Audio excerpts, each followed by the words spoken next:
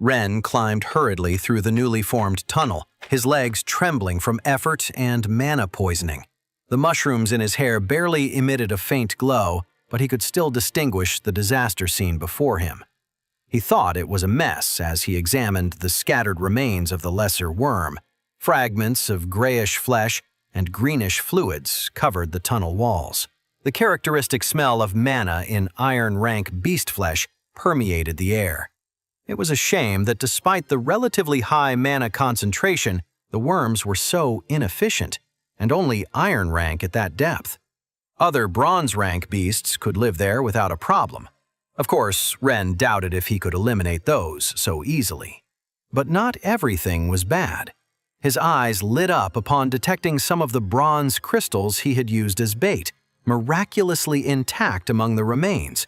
He hurried to collect them, each movement calculated, despite his growing dizziness. He was relieved to have recovered some as he stored them. He mused that he would have preferred it if it were a bronze beast, as he needed many parts for cultivation.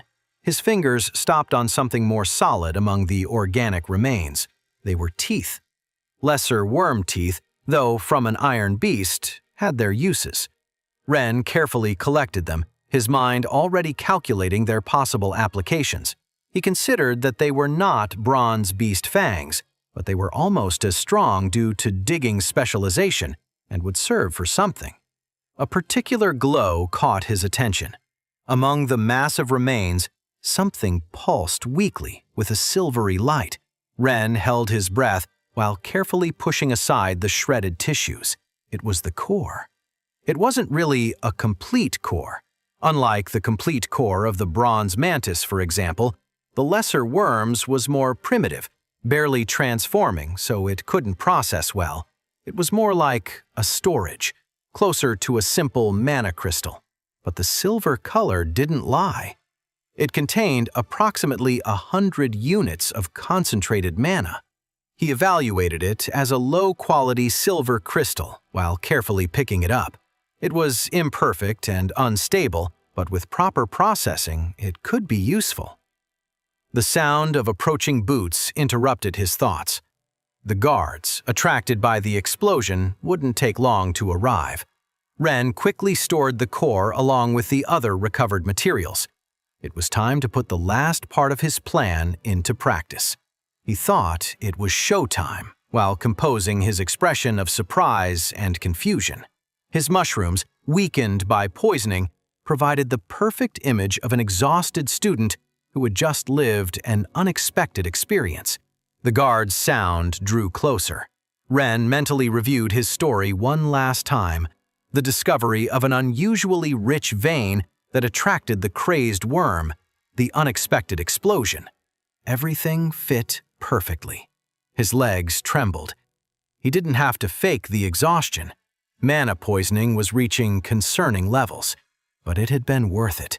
Between legitimately collected crystals, those recovered from the remains, and the unexpected silver core, the expedition had been more than successful. He reflected while hearing the guards' voices getting closer that explaining the presence of a silver core would be interesting. I just can't believe it! Taro shook his head while examining one of the bronze crystals. All this was inside the worm? Ren reclined on his bed. The mana poisoning still made his head spin, but his friend's expressions of amazement were worth the discomfort. 38 bronze crystals, Min meticulously counted, organizing the materials on the table. 59 iron, and these bags of deep sand weigh at least 1 kilo each. Liu whistled, impressed. Fortune smiles on you, fungus. Though being near when the worm exploded, I don't know whether to call it good or bad luck. The guards say they'd never seen anything like it, Ren shrugged, maintaining his innocent expression. Apparently, the worm consumed too rich a vein, and its mana overloaded. He thought about what they would do if they knew he had caused that overload. And look at this! Taro held the silver core against the light. A silver-grade mana crystal. How did a lesser worm have something like this? Master Song explained it in class, Min added. Lesser worms haven't yet developed complete processing cores. At that level, they just use crystal structures to store mana. Ren smiled while watching his friends examine his haul. This month had been exceptionally productive. 100 bronze crystals, 783 iron, 2.5 kilos of deep sand, 1 silver crystal, and several useful lesser worm parts. He calculated mentally that it must be worth around 2,500 crystals to double in tomorrow's report, and that the school would really double the value. Everything was noted in the guards' records, who had been surprised all month by Ren's effectiveness. They even had a bet to calculate his daily earnings and called him the Lucky Fungus. This deserves a celebration. Liu pulled some candies from his drawer. The rotting fungus is now the Lucky Fungus. Taro laughed while accepting a candy. Who would have thought being in the wrong place at the wrong time would turn out so beneficial? He smiled to himself, thinking if only they knew how long it had taken to plan that accident. The door burst open. "Ren," Lin said. Her icy tone made everyone freeze. The young instructor stood in the doorway, her expression dangerously calm. "Would you care to explain why you're not at the training field?" The color drained from Ren's face. Night training. He had completely forgotten. "Master Lin, I'm overloaded with mana." "Oh, so you have energy to celebrate but not to train?" "Actually, I feel quite bad and—" Ren started to say. Lin interrupted him by grabbing his shirt collar and began dragging him toward the door. "Perfect.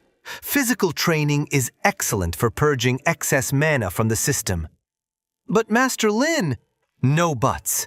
30 additional laps for being late." Taro, Min, and Liu watched with amusement and sympathy as their friend was dragged out of the room. "Save me some candy!" Ren managed to shout before the door closed. His friend's laughter followed him down the hallway as Lin dragged him relentlessly toward the training field. Despite the exhaustion and dizziness, Ren couldn't help but smile. He guessed this was the price of success as he resigned himself to a night of brutal exercise. The mushrooms in Ren's hair pulsed with renewed energy as he walked toward the exchange area with his friends.